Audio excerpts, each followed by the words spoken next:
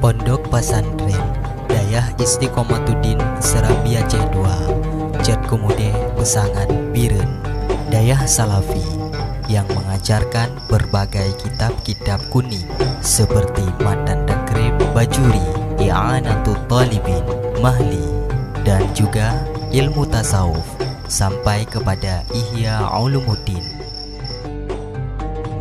Daftarkan segera. Untuk mengetahui selengkapnya, Anda bisa menghubungi Sekretariat Dayah Istiqomatuddin Serambi Aceh II, handphone 08 53 70 55 5816 atau 08 53 73 26 0078.